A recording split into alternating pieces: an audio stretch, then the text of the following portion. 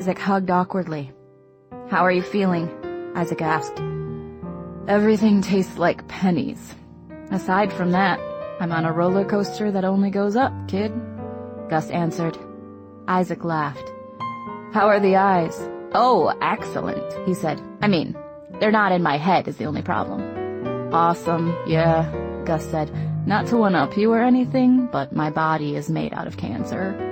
"So I heard," Isaac said, trying not to let it get to him.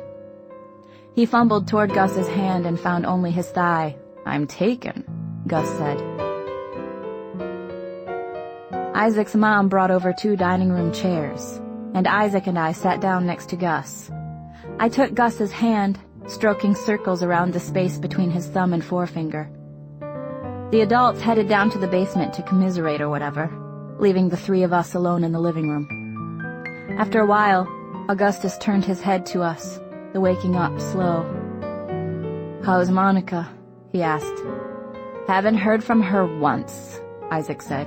"No cards, no emails. I got this machine that reads me my emails. It's awesome. I can change the voice's gender or accent or whatever. So, like, I can send you a porn story, and you can have an old German man read it to you?" "Exactly," Isaac said. "Although Mom still has to help me with it, so maybe hold off on the German porno for a week or 2. "She hasn't even, texted you to ask how you're doing?" I asked. This struck me as an unfathomable injustice. "Total radio silence," Isaac said. "Ridiculous," I said. "I've stopped thinking about it. I don't have time to have a girlfriend. I have a full-time job learning how to be blind." Gus turned his head back away from us, staring out the window at the patio in his backyard. His eyes closed. Isaac asked how I was doing, and I said I was good, and he told me there was a new girl in support group with a really hot voice, and he needed me to go tell him if she was actually hot. Then out of nowhere, Augustus said, "You can't just not contact your former boyfriend after his eyes get cut out of his freaking head." "Just one of," Isaac started. "Hazel Grace, do you have $4? asked Gus. I said. "Yes?" "Excellent. You'll find my leg under the coffee table," he said. Gus pushed himself upright and scooted down to the edge of the couch. I handed him the prosthetic. He fastened it in slow motion. I helped him to stand and then offered my arm to Isaac, guiding him past furniture that suddenly seemed intrusive, realizing that, for the first time in years, I was the healthiest person in the room. I drove. Augustus rode shotgun. Isaac sat in the back. We stopped at a grocery store where, per Augustus's instruction, I bought a dozen eggs while he and Isaac waited in the car. And then Isaac guided us by his memory to Monica's house, an aggressively sterile, 2-story house near the JCC. Monica's bright green 1990s Pontiac Firebird sat fat-wheeled in the driveway. "Is it there?" Isaac asked when he felt me coming to a stop. "Oh, it's there," Augustus said. "You know what it looks like, Isaac? It looks like all the hopes we were foolish to hope." "So she's inside?" Gus turned his head around slowly to look at Isaac. "Who cares where she is? This is not about her. This is about you." Gus gripped the egg carton in his lap, then opened the door and pulled his legs out onto the street. He opened the door for Isaac, and I watched through the mirror as Gus helped Isaac out of the car, the 2 of them leaning on each other at the shoulder, then tapering away, like praying hands that don't quite meet at the palms. I rolled down the windows and watched from the car, because vandalism made me nervous. They took a few steps toward the car, then Gus flipped open the egg carton and handed Isaac an egg. Isaac tossed it, missing the car by a solid 40 feet. "A little to the left," Gus said. "My throw was a little to the left, or I need to aim a little to the left?" "Aim left." Isaac swiveled his shoulders. "Lefter," Gus said. Isaac swiveled again. "Yes, excellent. And throw hard." Gus handed him another egg, and Isaac hurled it, the egg arcing over the car and smashing against the slow-sloping roof of the house. "Bullseye," Gus said. "Really?" Isaac asked excitedly. No, you threw it like 20 feet over the car. Just throw hard, but keep it low, and a little right of where you were last time." Isaac reached over and found an egg himself from the carton Gus cradled. He tossed it, hitting a taillight. "Yes," Gus said. "Yes, taillight." Isaac reached for another egg, missed wide right, then another, missing low, then another, hitting the back windshield. He then nailed 3 in a row against the trunk. "Hazel Grace," Gus shouted back to me, "take a picture of this so Isaac can see it when they invent robot eyes." I pulled myself up so I was sitting in the rolled-down window, my elbows on the roof of the car, and snapped a picture with my phone. Augustus, an unlit cigarette in his mouth, his smile deliciously crooked, holds the mostly empty pink egg carton above his head. His other hand is draped around Isaac's shoulder, whose sunglasses are turned not quite toward the camera. Behind them, egg yolks drip down the windshield and bumper of the green Firebird, and behind that, a door is opening. "What?" asked the middle-aged woman a moment after I'd snapped the picture. "In God's name?" And then she stopped talking. "Ma'am," Augustus said, nodding toward her, "your daughter's car has just been deservedly egged by a blind man. Please close the door and go back inside, or we'll be forced to call the police." After wavering for a moment, Monica's mom closed the door and disappeared. Isaac threw the last 3 eggs in quick succession, and Gus then guided him back toward the car. "See, Isaac, if you just take—" we're coming to the curb now, "the feeling of legitimacy away from them, if you turn it around so they feel like they are committing a crime by watching, a few more steps, their cars get egged, they'll be confused and scared and worried, and they'll just return to their—" you'll find the door handle directly in front of you, "quietly desperate lives." Gus hurried around the front of the car and installed himself in the shotgun seat. The doors closed, and I roared off, driving for several hundred feet before I realized I was headed down a dead-end street. I circled the cul-de-sac and raced back past Monica's house. I never took another picture of him. Chapter 15.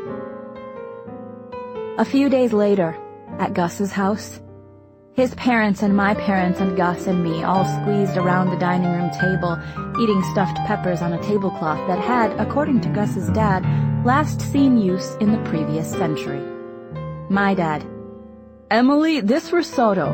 My mom: "It's just delicious." Gus's mom: "Oh, thanks. I'd be happy to give you the recipe." Gus, swallowing a bite: "You know, the primary taste I'm getting is not orange." Me: "Good observation, Gus. This food, while delicious, does not taste like orange." My mom: "Hazel." Gus: "It tastes like—" Me: "Food." Gus: "Yes, precisely. It tastes like food, excellently prepared, but it does not taste— how do I put this delicately?" Me: "It does not taste like God himself cooked heaven into a series of 5 dishes which were then served to you, accompanied by several luminous balls of fermented, bubbly plasma, while actual and literal flower petals floated down all around your canal-side dinner table." Gus: "Nicely phrased." Gus's father: "Our children are weird." My dad: "Nicely phrased." A week after our dinner, Gus ended up in the ER with chest pain, and they admitted him overnight, so I drove over to Memorial the next morning and visited him on the 4th floor. I hadn't been to Memorial since visiting Isaac. It didn't have any of the cloyingly bright primary color-painted walls or the framed paintings of dogs driving cars that one found at Children's, but the absolute sterility of the place made me nostalgic for the happy kid bullshit at Children's. Memorial was so functional. It was a storage facility, a crematorium. When the elevator doors opened on the 4th floor, I saw Gus's mom pacing in the waiting room, talking on a cell phone. She hung up quickly, then hugged me and offered to take my cart. "I'm okay," I said. "How's Gus?" "He had a tough night, Hazel," she said. "His heart is working too hard. He needs to scale back on activity. Wheelchairs from here on out. They're putting him on some new medicine that should be better for the pain. His sisters just drove in. Okay, I said. Can I see him? She put her arm around me and squeezed my shoulder. It felt weird. You know we love you, Hazel. But right now we just need to be a family. Gus agrees with that, okay? Okay, I said. I'll tell him you visited. Okay, I said. I'm just gonna read here for a while, I think. She went down the hall, back to where he was. I understood, but I still missed him. Still thought maybe I was missing my last chance to see him, to say goodbye or whatever. The waiting room was all brown carpet and brown overstuffed cloth chairs. I sat in a love seat for a while, my oxygen cart tucked by my feet.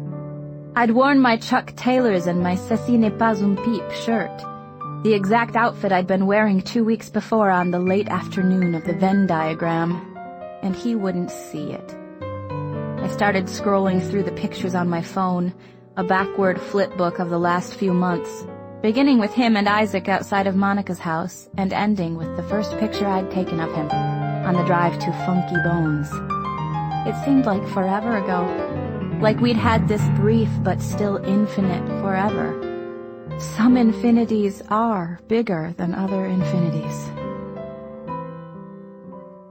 2 weeks later, I wheeled Gus across the art park toward Funky Bones with one entire bottle of very expensive champagne and my oxygen tank in his lap. The champagne had been donated by one of Gus's doctors, Gus being the kind of person who inspires doctors to give their best bottles of champagne to children. We sat, Gus in his chair and me on the damp grass, as near to Funky Bones as we could get him in the chair. I pointed at the little kids goading each other to jump from rib cage to shoulder, and Gus answered just loud enough for me to hear over the din. Last time, I imagined myself as the kid. This time, the skeleton. We drank from paper Winnie the Pooh cups.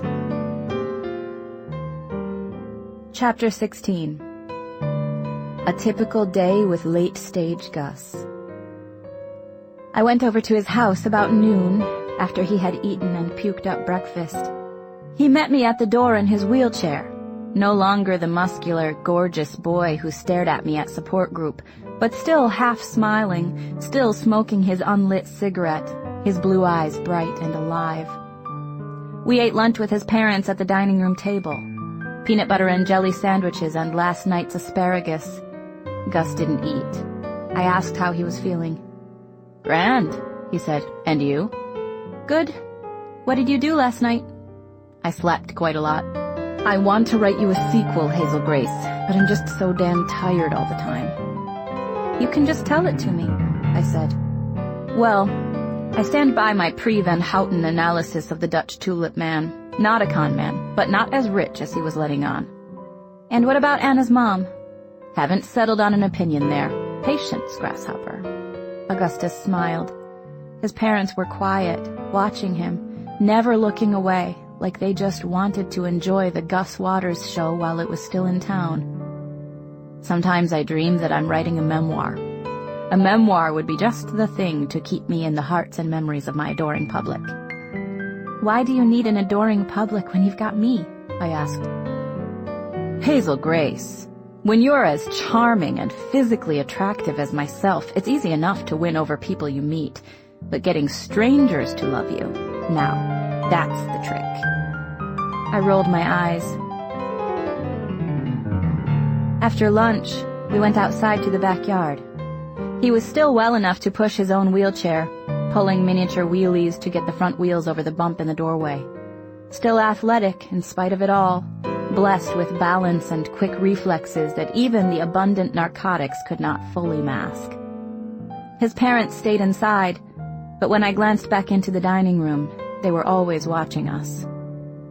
We sat out there in silence for a minute, and then Gus said, I wish we had that swing set sometimes. The one from my backyard? Yeah. My nostalgia is so extreme that I am capable of missing a swing my butt never actually touched. Nostalgia is a side effect of cancer, I told him. Nah, nostalgia is a side effect of dying, he answered. Above us, the wind blew and the branching shadows rearranged themselves on our skin. Gus squeezed my hand. It is a good life, Hazel Grace. We went inside when he needed meds, which were pressed into him along with liquid nutrition through his G-tube, a bit of plastic that disappeared into his belly. He was quiet for a while, zoned out. His mom wanted him to take a nap, but he kept shaking his head no when she suggested it, so we just let him sit there half asleep in the chair for a while. His parents watched an old video of Gus with his sisters. They were probably my age, and Gus was about 5. They were playing basketball in the driveway of a different house, and even though Gus was tiny, he could dribble like he'd been born doing it, running circles around his sisters as they laughed. It was the first time I'd even seen him play basketball. He was good, I said. Should have seen him in high school, his dad said. Started varsity as a freshman. Gus mumbled, Can I go downstairs? His mom and dad wheeled the chair downstairs with Gus still in it, bouncing down crazily in a way that would have been dangerous if danger retained its relevance, and then they left us alone. He got into bed and we lay there together under the covers, me on my side and Gus on his back, my head on his bony shoulder, his heat radiating through his polo shirt and into my skin, my feet tangled with his real foot, my hand on his cheek. When I got his face nose-touchingly close so that I could only see his eyes, I couldn't tell he was sick. We kissed for a while and then lay together listening to the Hectic Glow's eponymous album, and eventually we fell asleep like that, a quantum entanglement of tubes and bodies. We woke up later and arranged an armada of pillows so that we could sit comfortably against the edge of the bed and played Counterinsurgents 2, The Price of Dawn. I sucked at it, of course, but my sucking was useful to him. It made it easier for him to die beautifully, to jump in front of a sniper's bullet and sacrifice himself for me, or else to kill a sentry who was just about to shoot me. How he reveled in saving me. He shouted, "You will not kill my girlfriend today, international terrorist of ambiguous nationality." It crossed my mind to fake a choking incident or something so that he might give me the Heimlich. Maybe then he could rid himself of this fear that his life had been lived and lost for no greater good. But then I imagined him being physically unable to Heimlich, and me having to reveal that it was all a ruse, and the ensuing mutual humiliation. It's hard as hell to hold on to your dignity when the risen sun is too bright and you're losing eyes. And that's what I was thinking about as we hunted for bad guys through the ruins of a city that didn't exist.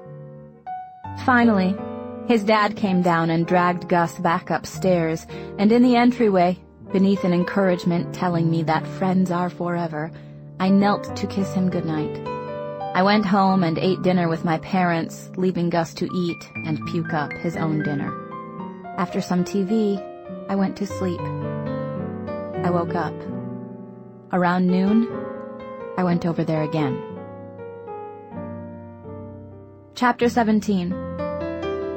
One morning, a month after returning home from Amsterdam, I drove over to his house. His parents told me he was still sleeping downstairs, so I knocked loudly on the basement door before entering, then asked, "Gus?" I found him mumbling in a language of his own creation. He'd pissed the bed. It was awful. I couldn't even look, really. I just shouted for his parents, and they came down, and I went upstairs while they cleaned him up. When I came back down, he was slowly waking up out of the narcotics to the excruciating day. I arranged his pillows so we could play Counterinsurgents on the bare sheetless mattress, but he was so tired and out of it that he sucked almost as bad as I did, and we couldn't go 5 minutes without both getting dead. Not fancy heroic deaths either, just careless ones. I didn't really say anything to him. I almost wanted him to forget I was there, I guess, and I was hoping he didn't remember that I'd found the boy I loved deranged in a wide pool of his own piss. I kept kind of hoping that he'd look over at me and say, "Oh, Hazel Grace, how'd you get here?" But unfortunately, he remembered.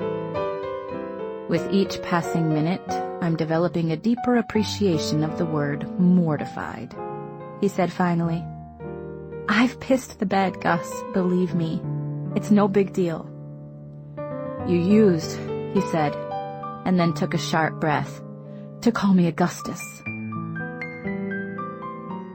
You know, he said after a while, it's kids' stuff, but I always thought my obituary would be in all the newspapers, that I'd have a story worth telling. I always had this secret suspicion that I was special. You are, I said. You know what I mean, though, he said. I did know what he meant. I just didn't agree. I don't care if the New York Times writes an obituary for me.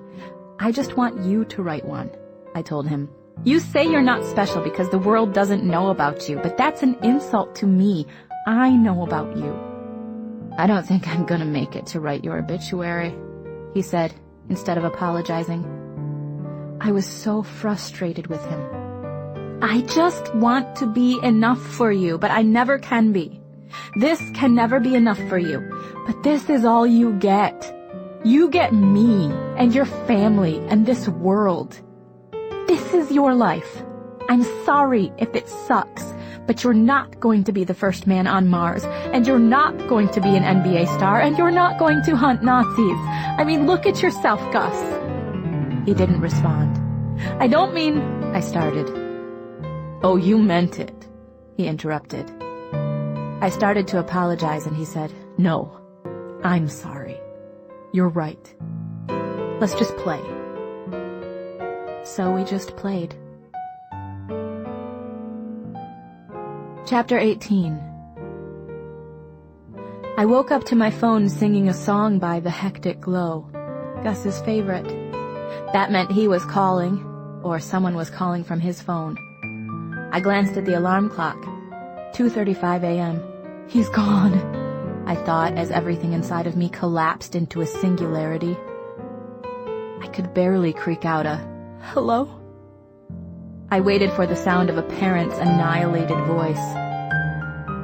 Hazel Grace, Augustus said weakly. Oh, thank God it's you. Hi, I love you. Hazel Grace, I'm at the gas station. Something's wrong. You gotta help me. What? Where are you? The speedway at 86th and Ditch.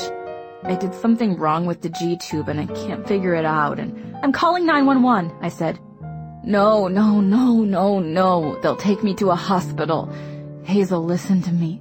Do not call 911 or my parents. I will never forgive you. Don't. Please just come. Please just come and fix my goddamn G-tube.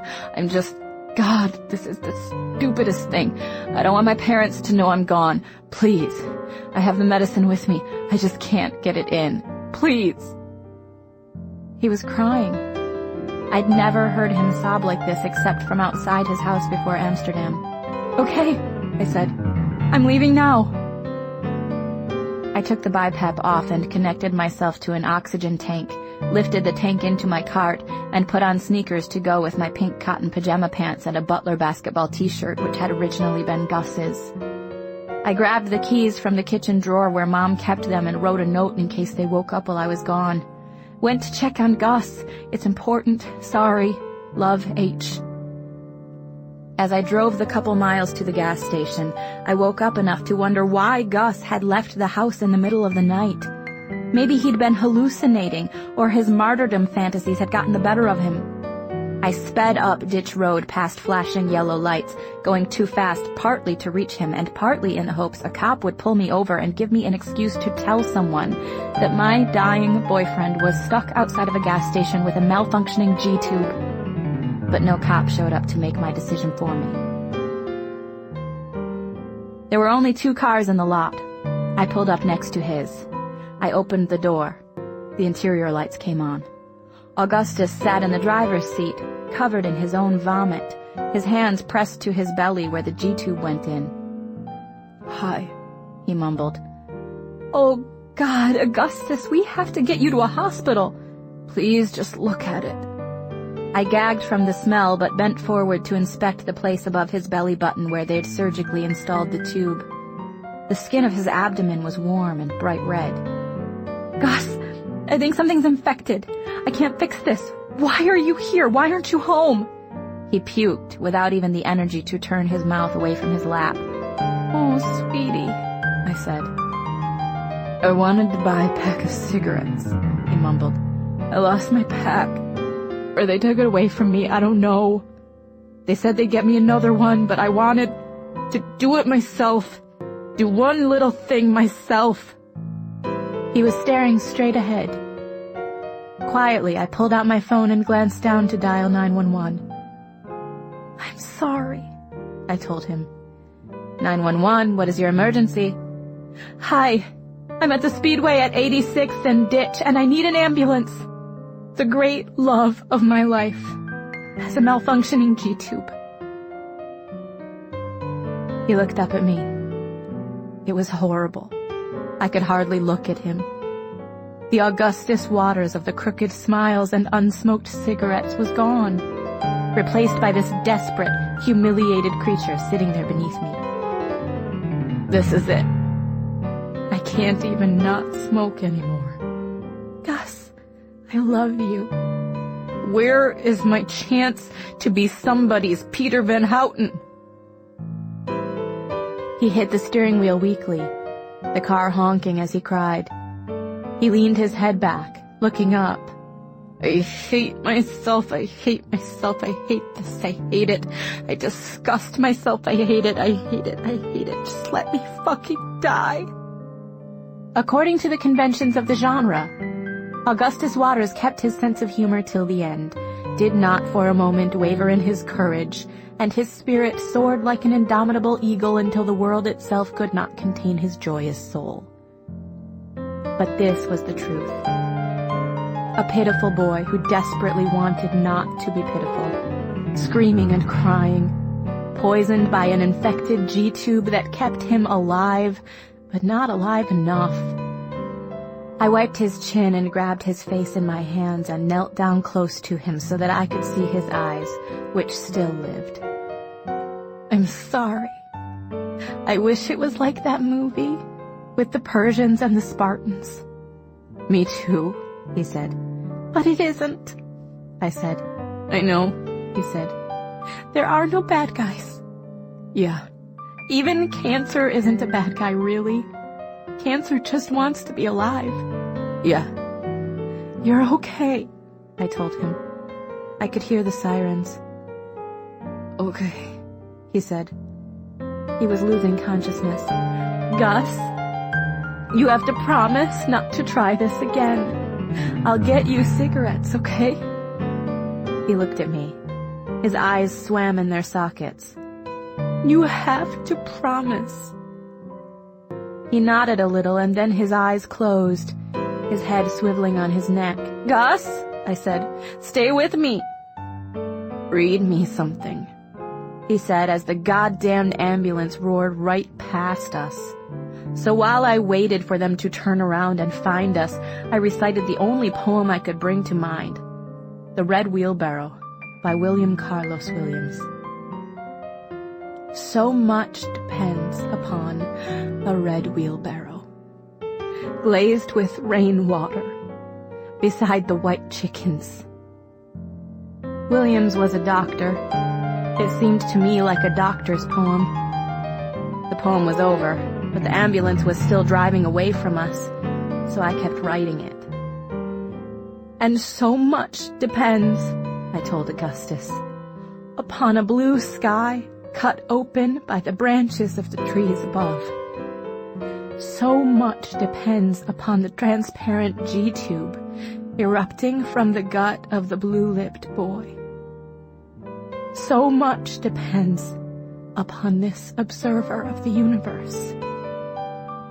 Half conscious, he glanced over at me and mumbled, "And you say you don't write poetry."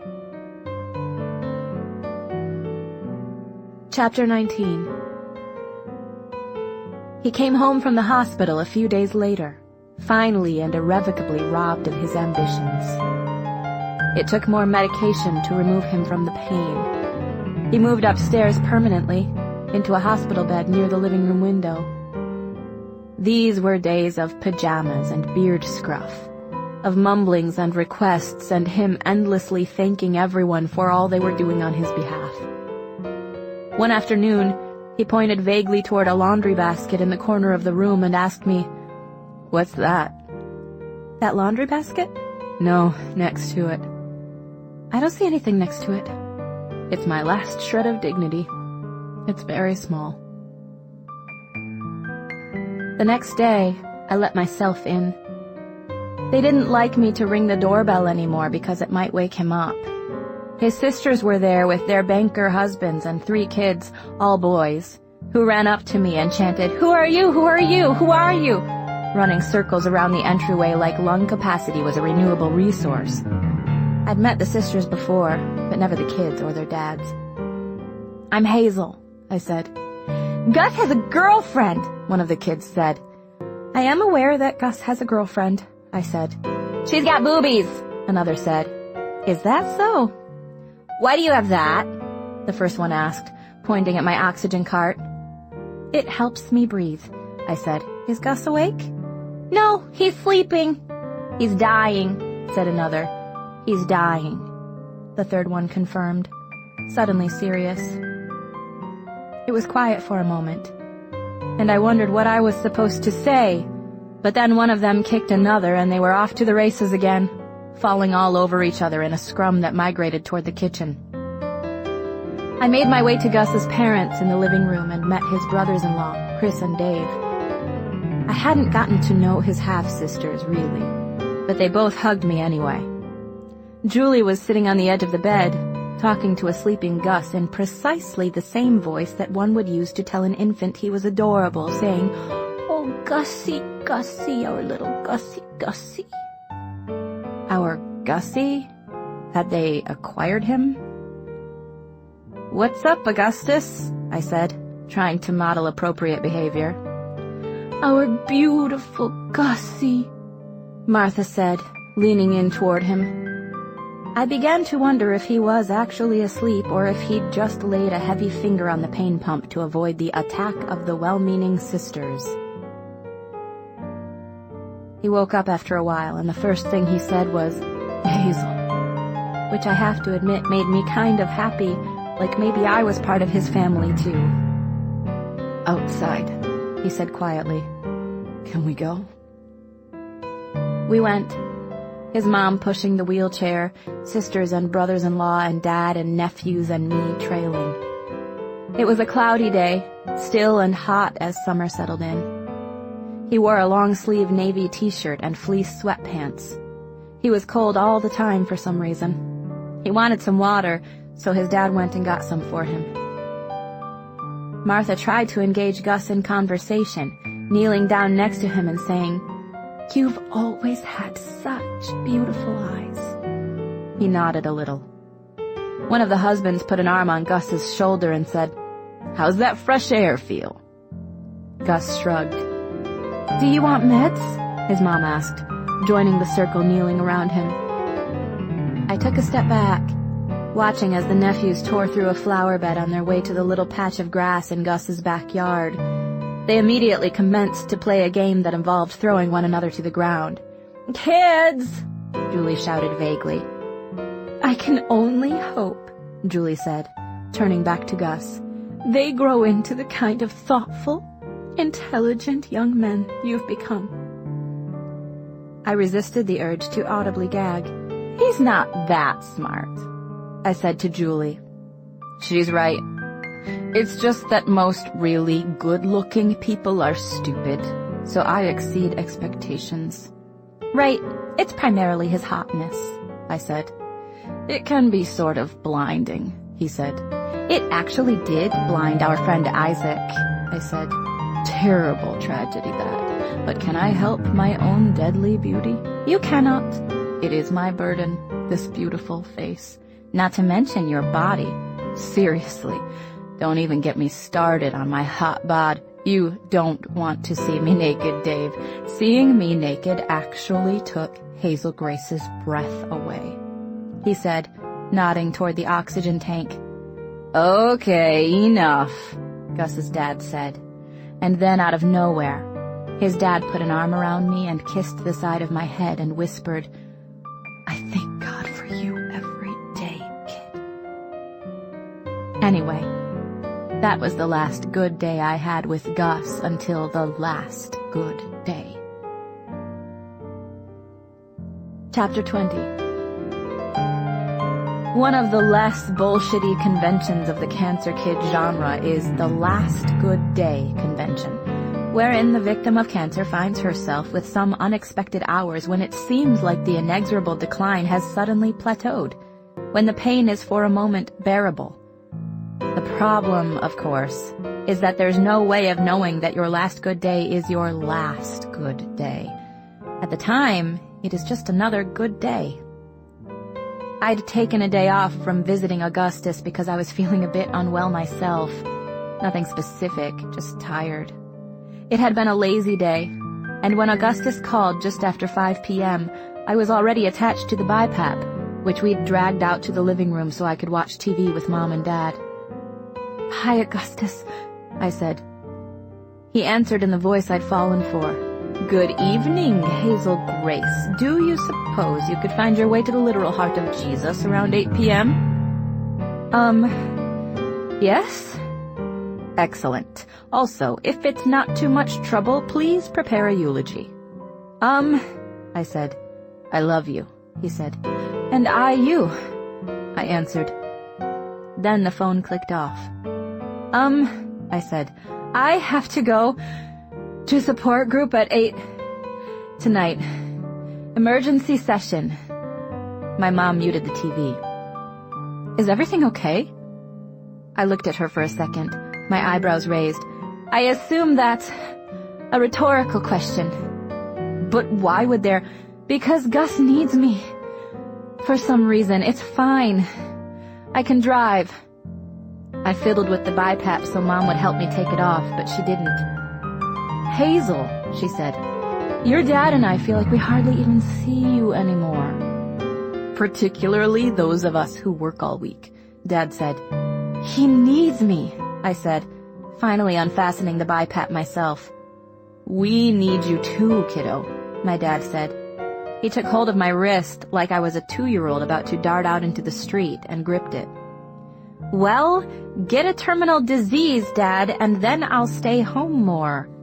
"Hazel," my mom said. "You were the one who didn't want me to be a homebody," I said to her. Dad was still clutching my arm. "And now you want him to go ahead and die, so I'll be back here chained to this place, letting you take care of me like I always used to? But I don't need it, Mom. I don't need you like I used to. You're the one who needs to get a life." "Hazel," Dad said, squeezing harder, "apologize to your mother." I was tugging at my arm, but he wouldn't let go, and I couldn't get my cannula on with only one hand. It was infuriating. All I wanted was an old-fashioned teenager walkout, wherein I stomp out of the room and slam the door to my bedroom and turn up the hectic glow and furiously write a eulogy. But I couldn't because I couldn't freaking breathe. "The cannula," I whined. "I need it." My dad immediately let go and rushed to connect me to the oxygen. I could see the guilt in his eyes, but he was still angry. "Hazel, apologize to your mother." "Fine. I'm sorry. Just please let me do this." They didn't say anything. Mom just sat there with her arms folded, not even looking at me. After a while, I got up and went to my room to write about Augustus. Both Mom and Dad tried a few times to knock on the door or whatever, but I just told them I was doing something important. It took me forever to figure out what I wanted to say, and even then I wasn't very happy with it. Before I'd technically finished, I noticed it was 7:40, which meant that I would be late even if I didn't change. So in the end, I wore baby blue cotton pajama pants, flip-flops, and Gus's butler shirt. I walked out of the room and tried to go right past them, but my dad said, "You can't leave the house without permission." Oh my God, Dad! He wanted me to write him a eulogy, okay? I'll be home every freaking night, starting any day now, okay? That finally shut them up. It took the entire drive to calm down about my parents. I pulled up around the back of the church and parked in the semicircular driveway behind Augustus's car. The back door to the church was held open by a fist-sized rock. Inside, I contemplated taking the stairs but decided to wait for the ancient creaking elevator. When the elevator doors unscrolled, I was in the support group room, the chairs arranged in the same circle. But now I saw only Gus in a wheelchair, ghoulishly thin. He was facing me from the center of the circle. He had been waiting for the elevator doors to open. "Hazel Grace," he said, "you look ravishing." "I know, right?" I heard a shuffling in the dark corner of the room. Isaac stood behind a little wooden lectern, clinging to it. "You want to sit?" I asked him. "No, I'm about to eulogize. You're late." What?" Gus gestured for me to sit. I pulled a chair into the center of the circle with him as he spun the chair to face Isaac. "I want to attend my funeral," Gus said. "By the way, will you speak at my funeral?" Of course, yeah," I said, letting my head fall onto his shoulder. I reached across his back and hugged both him and the wheelchair. He winced. I let go. "Awesome," he said. "I'm hopeful I'll get to attend as a ghost, but just to make sure, I thought not to put you on the spot, but I just this afternoon thought I could arrange a pre-funeral, and I figured since I'm in reasonably good spirits, there's no time like the present." "How did you even get in here?" I asked him. "Would you believe they leave the door open all night?" Gus asked. No," I said. "As well you shouldn't." Gus smiled. "Anyway, I know it's a bit self-aggrandizing." "Hey, you're stealing my eulogy," Isaac said. "My first bit is about how you were a self-aggrandizing bastard." I laughed. Okay, Gus said. "At your leisure." Isaac cleared his throat. "Augustus Waters was a self-aggrandizing bastard. But we forgive him. We forgive him not because he had a heart as figuratively good as his literal one sucked, or because he knew more about how to hold a cigarette than any non-smoker in history, or because he got 18 years when he should have gotten more." 17, Gus corrected. "I'm assuming you've got some time, you interrupting bastard." "I'm telling you," Isaac continued. "Augustus Waters talked so much that he'd interrupt you at his own funeral. And he was pretentious. Sweet Jesus Christ, that kid never took a piss without pondering the abundant, metaphorical resonances of human waste production. And he was vain. I do not believe I have ever met a more physically attractive person who was more acutely aware of his own physical attractiveness. But I will say this. When the scientists of the future show up at my house with robot eyes and they tell me to try them on, I will tell the scientists to screw off, because I do not want to see a world without him." I was kind of crying by then. "And then, having made my rhetorical point, I will put my robot eyes on, because with robot eyes you can probably see through girls' shirts and stuff. Augustus, my friend, Godspeed." Augustus nodded for a while, his lips pursed, and then gave Isaac a thumbs up. After he'd recovered his composure, he added, "I would cut the bit about seeing through girls' shirts." Isaac was still clinging to the lectern. He started to cry. He pressed his forehead down to the podium, and I watched his shoulders shake, and then finally he said, "God damn it, Augustus. Editing your own eulogy." "Don't swear in the literal heart of Jesus," Gus said. "God damn it," Isaac said again. He raised his head and swallowed. "Hazel, can I get a hand here?" I'd forgotten he couldn't make his own way back to the circle. I got up, placed his hand on my arm, and walked him slowly back to the chair next to Gus where I'd been sitting. Then I walked up to the podium and unfolded the piece of paper on which I'd printed my eulogy. "My name is Hazel. Augustus Waters was the great, star-crossed love of my life. Ours was an epic love story, and I won't be able to get more than a sentence into it without disappearing into a puddle of tears. Gus knew. Gus knows. I will not tell you our love story because, like all real love stories, it will die with us, as it should. I'd hoped that he'd be eulogizing me because there's no one I'd rather have. I started crying. Okay. How not to cry? How am I? Okay. I took a few breaths and went back to the page. I can't talk about our love story, so I will talk about math. I am not a mathematician, but I know this. There are infinite numbers between 0 and 1. There's 0.1 and 0.12 and 0.112 and an infinite collection of others. Of course, there is a bigger infinite set of numbers between 0 and 2, or between 0 and 1,000,000. Some infinities are bigger than other infinities. A writer we used to like taught us that. There are days, many of them, when I resent the size of my unbounded set. I want more numbers than I'm likely to get, and God, I want more numbers for Augustus Waters than he got. But Gus, I love. I cannot tell you how thankful I am for our little infinity. I wouldn't trade it for the world. You gave me a forever within the numbered days, and I'm grateful.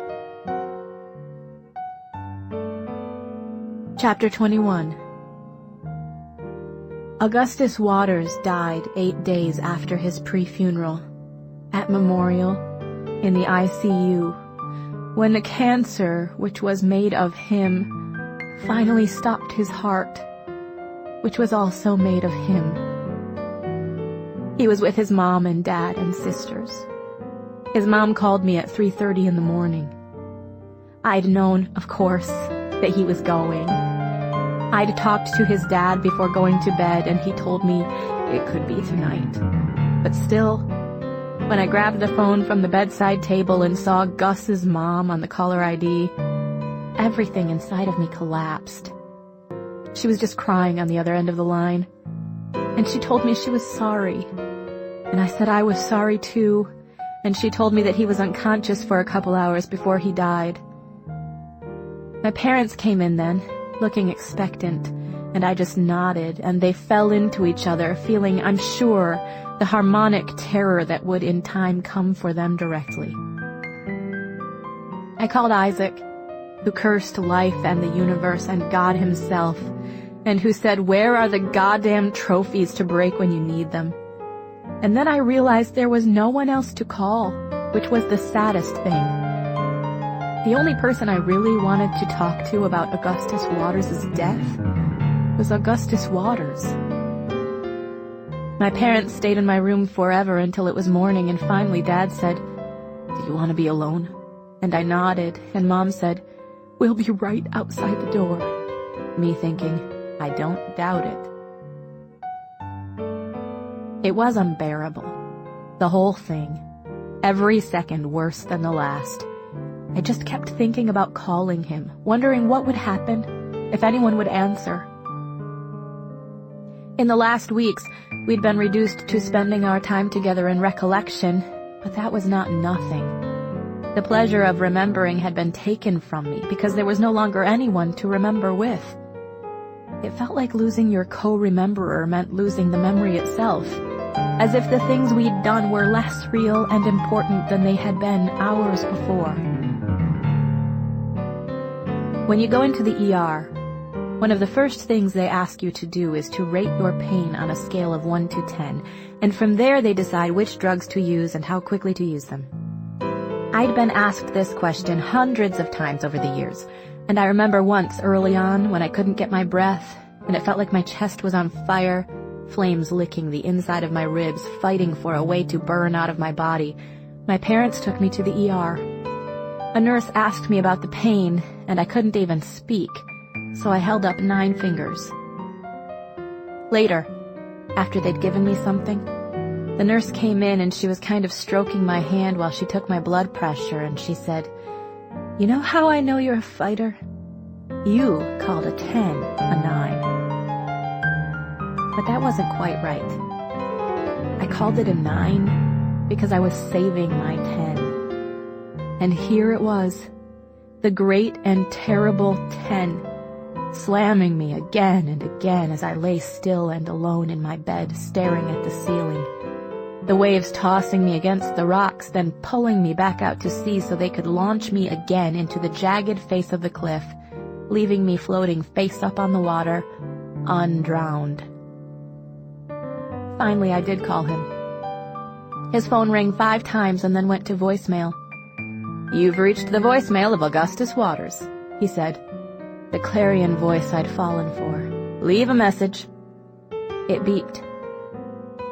The dead air on the line was so eerie. I just wanted to go back to that secret post-terrestrial third space with him that we visited when we talked on the phone. I waited for that feeling, but it never came. The dead air on the line was no comfort, and finally I hung up. I got my laptop out from under the bed and fired it up and went onto his wall page, where already the condolences were flooding in. The most recent one said, "I love you, bro. See you on the other side." Written by someone I'd never heard of.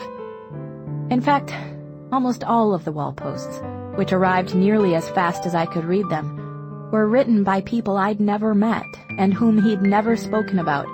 People who were extolling his various virtues now that he was dead, even though I knew for a fact they hadn't seen him in months and had made no effort to visit him.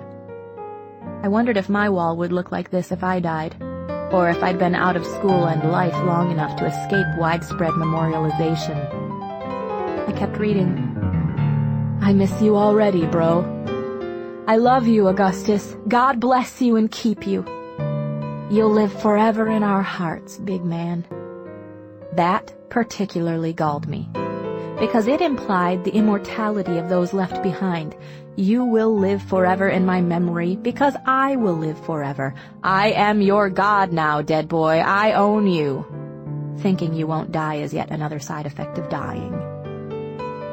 You were always such a great friend. I'm sorry I didn't see more of you after you left school, bro.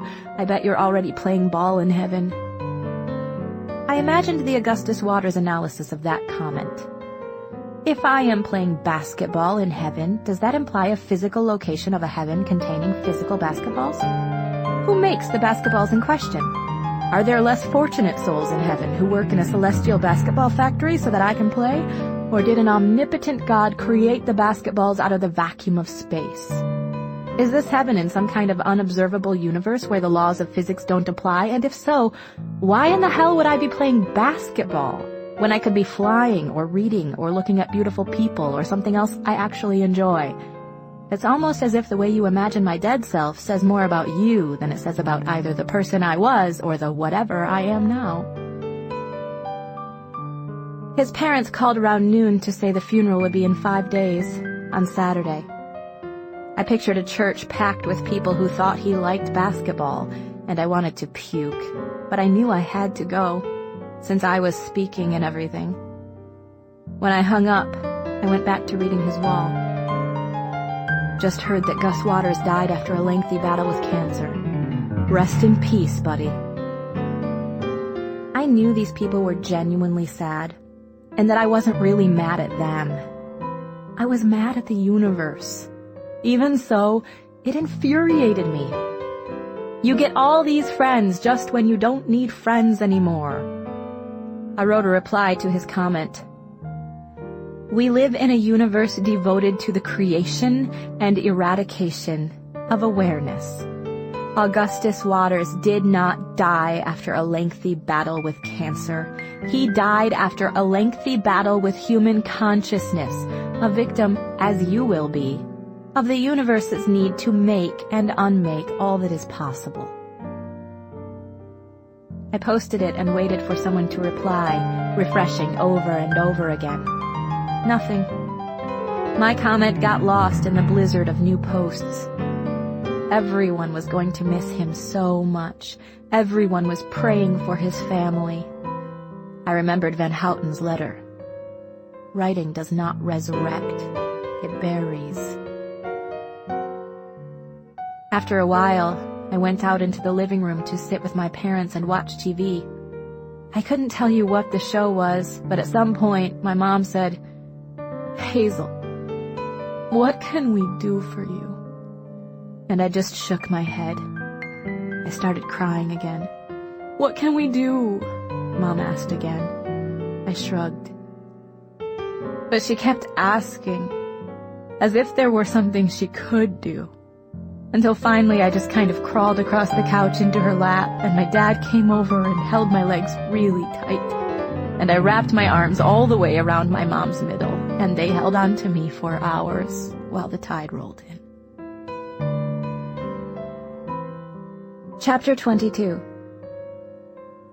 When we first got there, I sat in the back of the visitation room, a little room of exposed stone walls off to the side of the sanctuary in the literal heart of Jesus Church. There were maybe 80 chairs set up in the room, and it was 2/3 full but felt 1/3 empty. For a while, I just watched people walk up to the coffin, which was on some kind of cart covered in a purple tablecloth. All these people I'd never seen before would kneel down next to him or stand over him and look at him for a while, maybe crying, maybe saying something, and then all of them would touch the coffin instead of touching him, because no one wants to touch the dead. Gus's mom and dad were standing next to the coffin, hugging everybody as they passed by. But when they noticed me, they smiled and shuffled over. I got up and hugged first his dad and then his mom, who held on to me too tight, like Gus used to, squeezing my shoulder blades. They both looked so old, their eye sockets hollowed, the skin sagging from their exhausted faces. They had reached the end of a hurdling sprint, too. "He loved you so much," Gus's mom said. "He really did. It wasn't puppy love or anything," she added, as if I didn't know that. "He loved you so much, too," I said quietly. It's hard to explain, but talking to them felt like stabbing and being stabbed. "I'm sorry," I said. And then his parents were talking to my parents, the conversation all nodding and tight lips. I looked up at the casket and saw it unattended, so I decided to walk up there. I pulled the oxygen tube from my nostrils and raised the tube up over my head, handing it to Dad. I wanted it to be just me and just him. I grabbed my little clutch and walked up the makeshift aisle between the rows of chairs. The walk felt long, but I kept telling my lungs to shut up, that they were strong, that they could do this. I could see him as I approached. His hair was parted neatly on the left side in a way that he would have found absolutely horrifying, and his face was plasticized. But he was still Gus. My lanky, beautiful Gus. I wanted to wear the little black dress I'd bought for my 15th birthday party, my death dress, but I didn't fit into it anymore, so I wore a plain black dress, knee-length. Augustus wore the same thin-lapelled suit he'd worn to Orange. As I knelt, I realized they'd closed his eyes. Of course they had. And that I would never again see his blue eyes.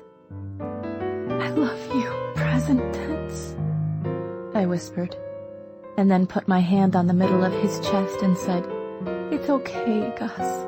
It's okay. It is. It's okay. You hear me?" I had, and have, absolutely no confidence that he could hear me. I leaned forward and kissed his cheek. "Okay," I said. "Okay." I suddenly felt conscious that there were all these people watching us. That the last time so many people saw us kiss, we were in the Anne Frank house. But there was, properly speaking, no us left to watch. Only a me. I snapped open the clutch, reached in, and pulled out a hard pack of Camel Lights.